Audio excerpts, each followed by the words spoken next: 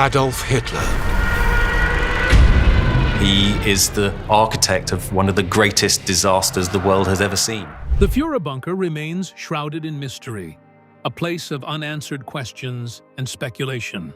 Soviet reports described charred bodies and broken teeth. The bunker's emergency exit and ventilation tower were blown up, causing these solid concrete structures to fall over. Later they were broken up, the ruins of the Reich Chancellery carted away. Yet each clue only fueled doubt. Did Hitler truly meet his end within these walls? Or was the bunker the backdrop for one of history's most elaborate deceptions?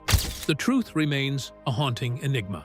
The construction of the Führerbunker. The Führerbunker was a fortress beneath the earth, an invisible stronghold hidden beneath the gardens of the Reich Chancellery in Berlin.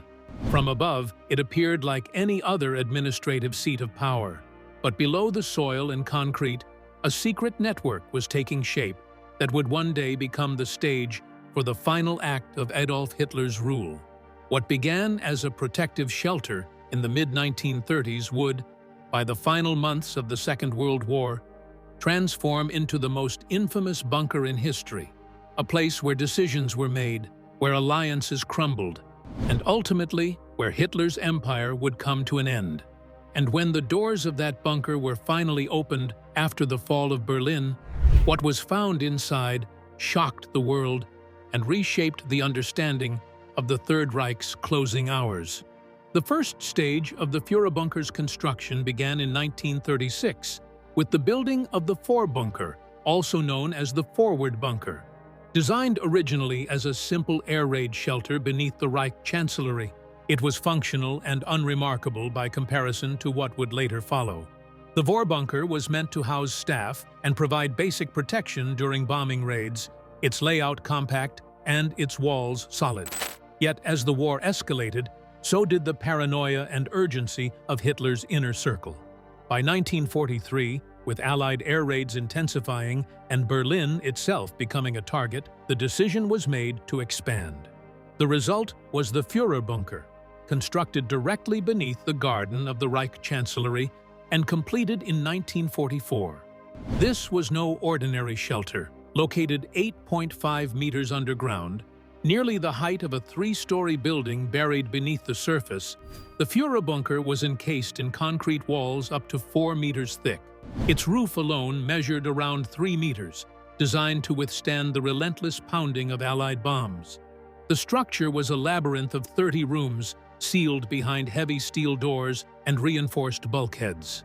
Every corridor was narrow, its atmosphere heavy with the sense of confinement. 2 emergency exits snaked upward toward the garden, one of them concealed by a discreet set of stairs that opened into the Reich Chancellery itself. Rising above ground, 2 ventilation towers disguised the vital air supply system that kept those below alive. For all its severity, the bunker was designed to function as a self-contained world. A diesel generator provided electricity. Water was supplied through pumps. Communication lines were wired into the complex, including a telephone switchboard, telex, and a direct army radio connection. No matter what chaos raged above, those inside the bunker could remain in constant contact with Germany's collapsing front lines. In its conception, the Führerbunker was not a mere refuge. It was the command center from which Hitler could continue the war even as Berlin burned. And at the heart of this underground fortress lay Hitler's private quarters. His rooms were modest in size, yet meticulously arranged. The bedroom contained a narrow bed, simple furnishings, and very little ornamentation. Adjacent to it was his study, where a portrait of Frederick the Great hung on the wall. A constant reminder of Prussian resilience and the kind of legacy Hitler desperately wished to emulate. Another chamber, the map room, became the nerve center of military briefings, where sprawling charts and documents covered the walls and tables. Next door, Eva Braun occupied a small suite. Her rooms were decorated with furniture moved down from the chancellery above, a faint attempt to soften the cold and austere environment. For all the power the bunker symbolized, life inside it was bleak. The walls seeped with dampness, a constant reminder of Berlin's high water table. Pumps ran day and night to prevent flooding. The air was heavy, stale, and metallic. The artificial ventilation never able to mask the smell of concrete, sweat, and diesel fumes. By January of 1945, Hitler abandoned the chancellery above and descended into this subterranean world. On the 16th of that month, with Soviet forces pushing ever closer to Berlin, he officially moved into the Führerbunker, where he would remain until his final days. In total, he lived underground for 105 days, each of those days marked by rigid routines and the despair of a regime on its last breath. Every morning, he received military briefings in the map room, where generals presented reports that grew increasingly dire. Meals were served in a small dining area, often attended by his secretaries and Eva Braun. He took occasional walks in the garden above with his beloved German shepherd, Blondie, moments of brief escape that grew rarer as the shelling of Berlin intensified. Despite the war closing in, Hitler maintained a ritual of tea in the afternoons, often with his closest companions. The staff within the bunker formed a small, insulated community bound by loyalty, fear, and resignation. Alongside Hitler and Eva Braun were Martin Bormann, the head of the party chancellery, Joseph Goebbels, the minister of propaganda, who moved his entire family into the bunker in its final weeks, Heinz Linge, Hitler's valet, Otto Guntschi, his adjutant, and a small circle of secretaries, cooks, and guards. Each played a role in maintaining a semblance of order, yet all were witnesses to the unraveling of the Nazi Empire in the suffocating underground halls. The bunker's atmosphere was oppressive, both physically and psychologically. The sound of Allied bombs echoed through the thick walls, a dull thunder that reminded those inside that the world above was being torn apart. Tension was constant. Hitler, once commanding vast armies across Europe, was now trapped in a narrow space where the weight of defeat pressed against the concrete ceilings. Still, the Führerbunker was more than a hiding place. From within, Hitler issued commands to divisions that no longer existed, promised counteroffensives that would never arrive, and tried to hold on to a vision of victory even as reality closed in.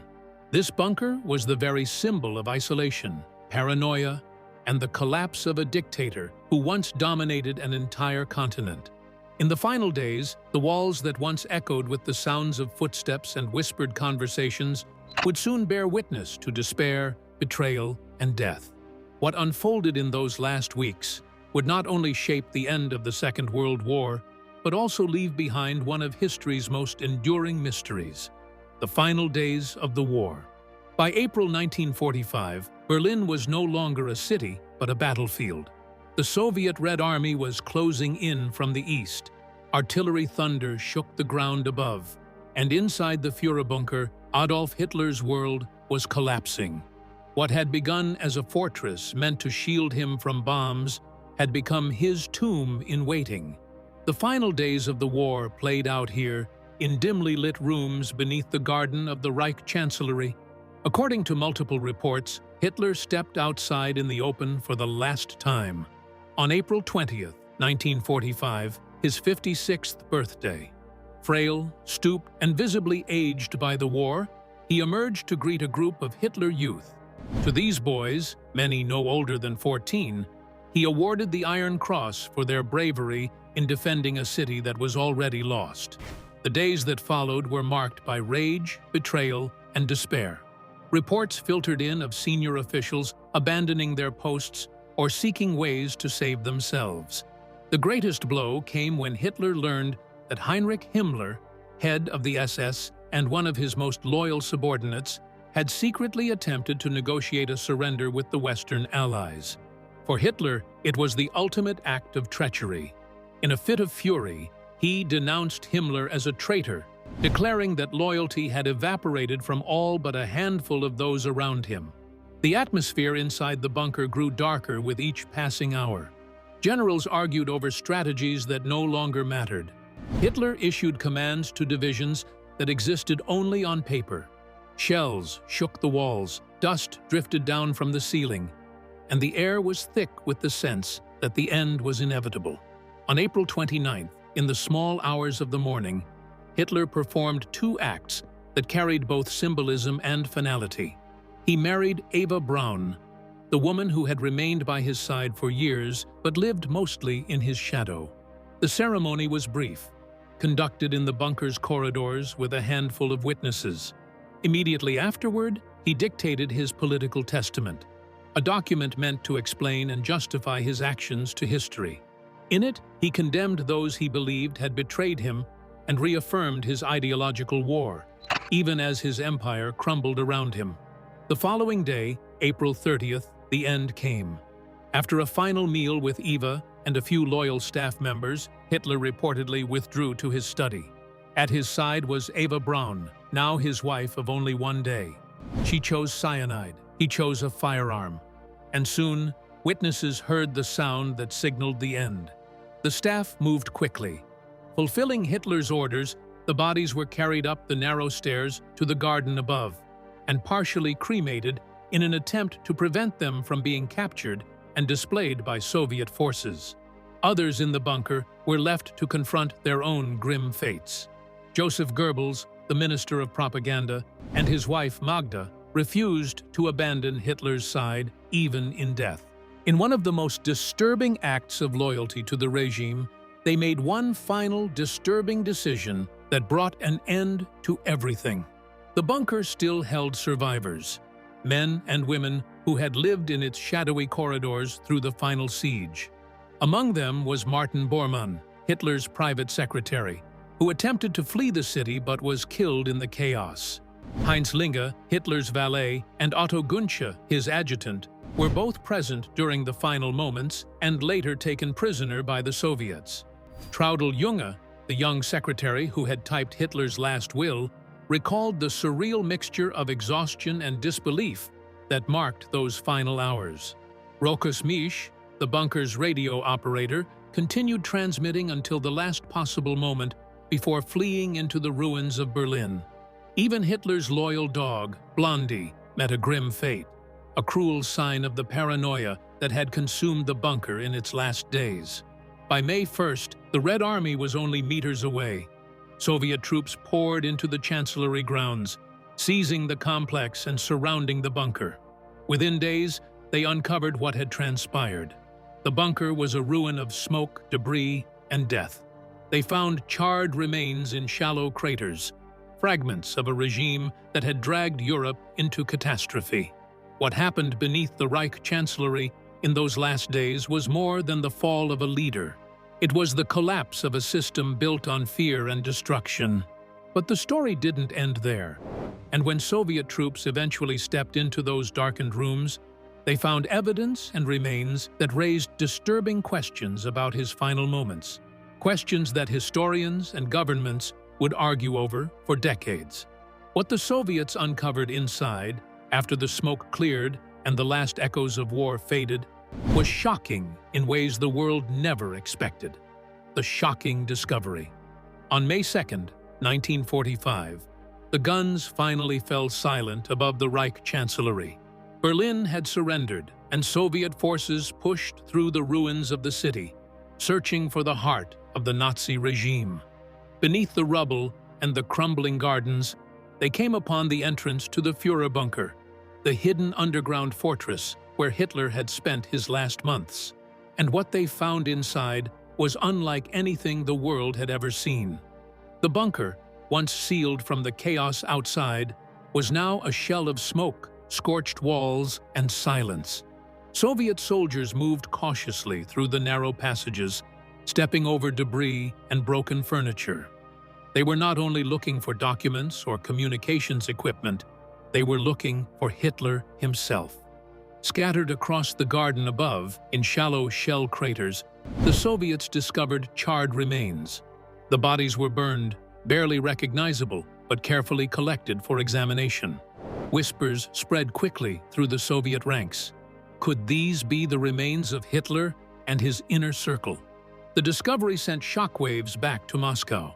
Yet, instead of announcing Hitler's death, Joseph Stalin ordered secrecy. The Soviet leader launched a disinformation campaign, feeding reports that Hitler had escaped. In public statements, officials suggested he might have fled to Spain, Argentina, or even the Arctic. The strategy sowed confusion across the Allied world and ignited decades of speculation. Meanwhile, the physical site of the bunker itself began to vanish. In 1947, Soviet demolition teams attempted to destroy the remains of the Reich Chancellery and the underground complex beneath it. Explosives brought down parts of the structure, but the deepest sections of the bunker proved stubborn. Over the following decades, more attempts were made to erase it entirely. By the 1980s, much of it was flooded, buried, and built over with housing blocks and parking lots. What had once been the nerve center of Nazi Germany disappeared beneath everyday urban life, sealed away as if history itself wanted it forgotten. Still, the question of Hitler's fate refused to fade. In late 1945, British intelligence assigned historian Hugh Trevor Roper to investigate. His mission was clear: establish whether Hitler had truly died in the bunker or whether Stalin's claims of escape held any truth. Trevor Roper interviewed survivors who had been present during the final days.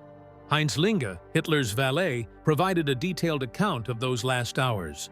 Traudl Junge, the secretary who had typed his political testament, described the atmosphere of despair and resignation.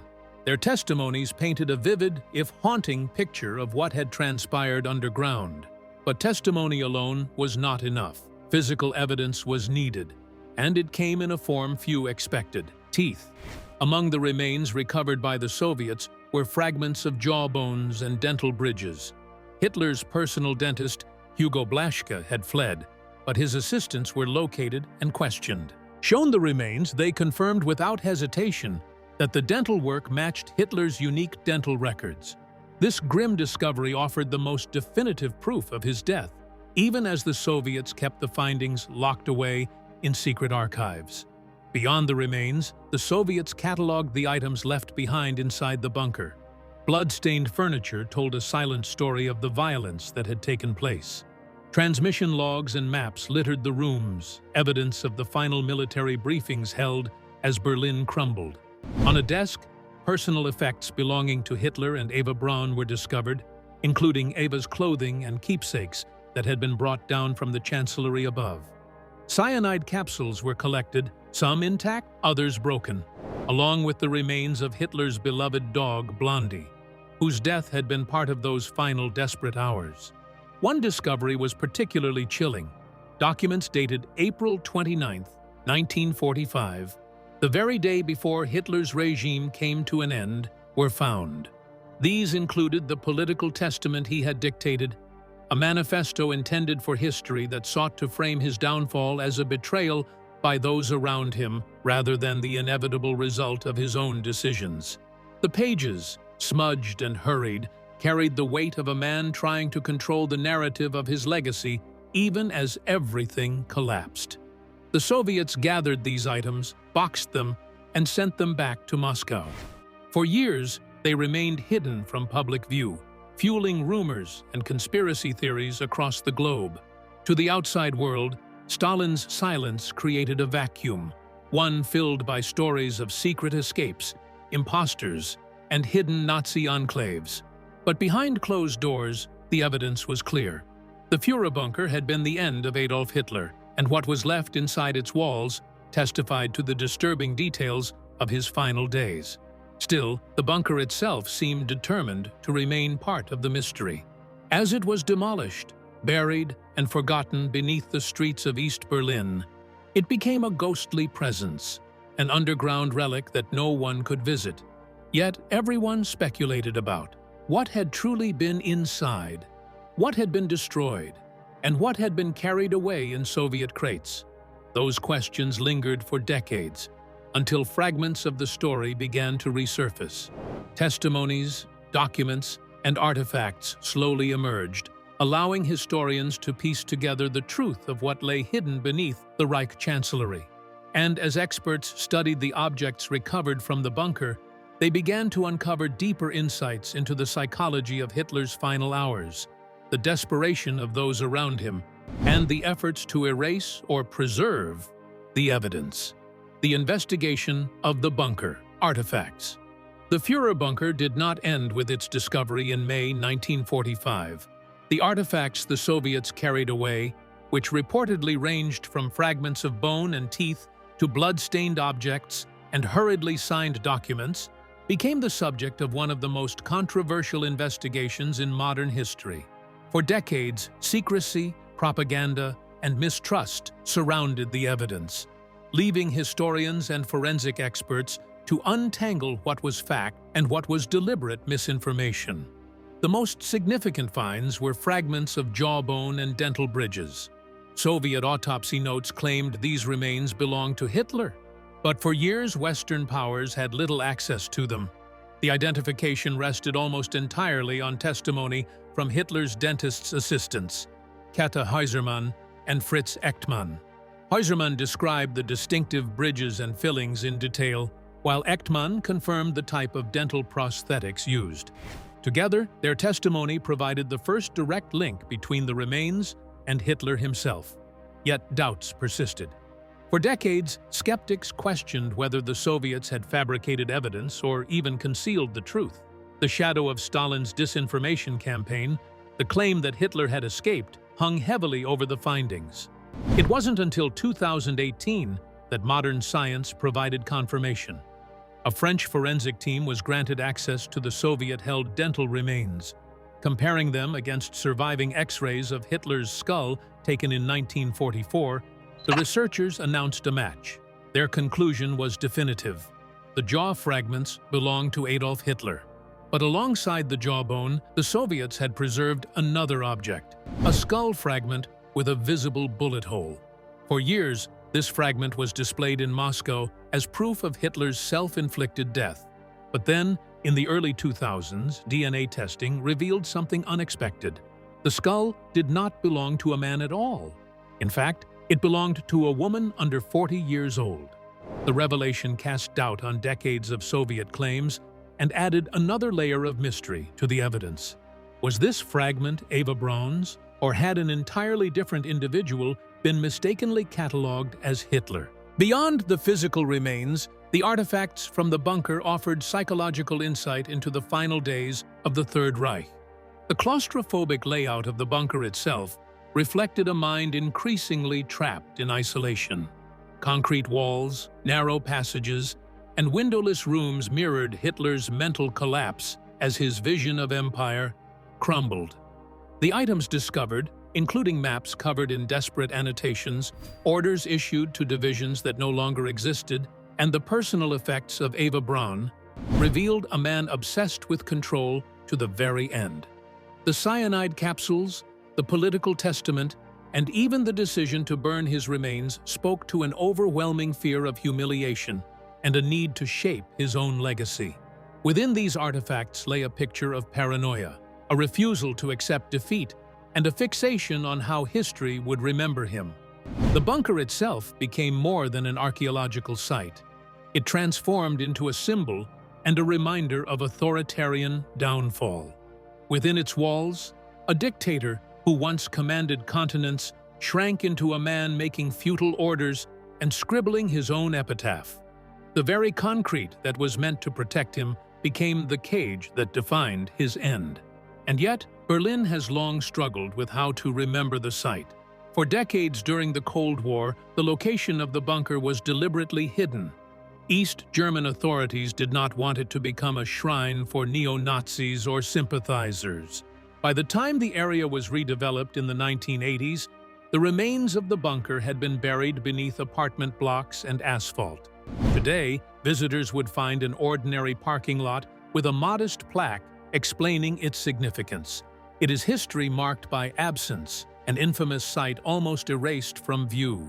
This reluctance has fueled ongoing debates about how dark chapters of history should be remembered. Some argue that memorializing the bunker risks glorification, turning it into a site of dark tourism, where fascination outweighs education. Others contend that concealing it denies future generations a chance to confront the realities of tyranny and collapse. Still, for all the forensic proof found in the bunker, unanswered questions remain. What about the skull fragment that did not match? Why did Stalin promote rumors of escape when his own investigators had already confirmed Hitler's death? And what other evidence perhaps still hidden in archives, has yet to see the light of day. As the investigation of the artifacts reached its conclusions, attention shifted to the mysteries that lingered around the people who had lived through those final days. In particular, one man's fate became a magnet for conspiracy theories, a story that continues to raise questions about what really happened in the bunker. The disturbing conspiracy theories. The fall of Berlin in May 1945 should have ended all questions about Adolf Hitler's fate. Yet, almost immediately, rumors began to spread that he had escaped, that a double had taken his place, and that somewhere in the world he still lived. But these theories were not born from fringe speculation alone. They were fueled in large part by the very leaders who had defeated him. On June 9, 1945, at a press conference in Berlin, Marshal Georgy Zhukov, acting under Stalin's orders, announced that Hitler might not be dead at all. He reportedly suggested that the body discovered outside the bunker was a poor double, casting immediate doubt on the Soviet findings. A month later, at the Potsdam Conference, Joseph Stalin himself told Western leaders that Hitler could have escaped to Spain or Argentina. With those words, the seed of conspiracy was planted. The effect was powerful. If the Soviet Union, which had captured the bunker, could not or would not provide certainty, then anything seemed possible. In 1945, an opinion poll conducted in the United States found that 68% of Americans believed Hitler was still alive. Newspapers speculated about his whereabouts, sketching possible escape routes and secret hideouts. One of the most enduring theories centered on South America. According to rumor, Hitler had boarded a U-boat in northern Germany and sailed across the Atlantic. From there, he was said to have landed in Argentina, where sympathizers built him a mansion high in the Andes. Others claimed he lived quietly in Paraguay or Brazil, protected by loyal networks of Nazis who had fled Europe in the war's final days. These stories were backed by real events, because many Nazis did escape to South America, including Adolf Eichmann and Josef Mengele. But none of the evidence pointed to Hitler himself. Another theory claimed Hitler had relied on doubles to fake his death. It was true that doubles had been used by Nazi officials to protect high-ranking leaders. Some alleged that one of these men had died in the bunker while Hitler slipped away. Soviet officers, perhaps under pressure from Stalin, even referred to the corpse in the Chancellery Garden as a double, feeding suspicions that the real dictator was elsewhere. Theories only multiplied in the decades that followed. In the 1980s, the world was rocked by the so-called Hitler diaries. Published in major European newspapers, they purported to be Hitler's private journals, discovered in East Germany. Historians rushed to study them, only to discover within weeks that they were crude forgeries. The scandal reinforced the sense that the truth about Hitler's fate was forever vulnerable to manipulation. Western intelligence agencies were not blind to the rumors. Both the Central Intelligence Agency and the Federal Bureau of Investigation received countless reports of alleged sightings of Hitler across the globe, on remote farms in Argentina, in Spanish monasteries, and even in New York. Each claim was investigated, yet none were ever substantiated. By the late 1940s, American intelligence had concluded there was no credible evidence of escape. The most conclusive evidence came from science. The dental remains preserved by the Soviets were the key. Hitler's dentist's assistants had initially confirmed them in 1945, and decades later, in 2017, French forensic scientists said they were sure Hitler died in 1945. And so, alongside the testimony of eyewitnesses who had been in the bunker, the forensic evidence closed the case. Yet, conspiracy theories have never gone away. Part of the reason lies in Soviet secrecy. For decades, Stalin's government withheld the remains, released contradictory statements, and fostered confusion as a tool of Cold War propaganda. By keeping the truth obscured, the Soviets ensured that doubts would flourish. But the fascination goes deeper than politics. The idea that Hitler might have escaped appeals to a cultural obsession with unfinished stories and hidden truths. If his death was absolute, then the chapter was closed. But if there was doubt, then the imagination was free to run wild. Over time, the conspiracy theories surrounding Hitler's fate became part of a broader phenomenon, the allure of unresolved history. Just as people continue to speculate about Amelia Earhart's disappearance or the fate of the Romanovs, Hitler's bunker became a stage for speculation, a place where absence left room for myth. The irony is that the very effort to erase the bunker, to bury it beneath parking lots and apartment blocks, only added to the aura of secrecy. But when all the evidence is weighed, the conclusion is clear. The dental fragments, the eyewitness accounts, and the forensic studies all converge on one truth. Adolf Hitler's dream of empire collapsed in that bunker, surrounded by the ruins of the city he once ruled. The Führerbunker was sealed, demolished, and buried. But the questions it raised about power, collapse, memory, and myth will never be fully laid to rest. But what do you think? Did Hitler really die in that bunker? Or did he fake his own death? Drop your answers in the comment section below. If you enjoyed this video, don't forget to click on the next video on your screen, like this video, and subscribe to our channel for more updates.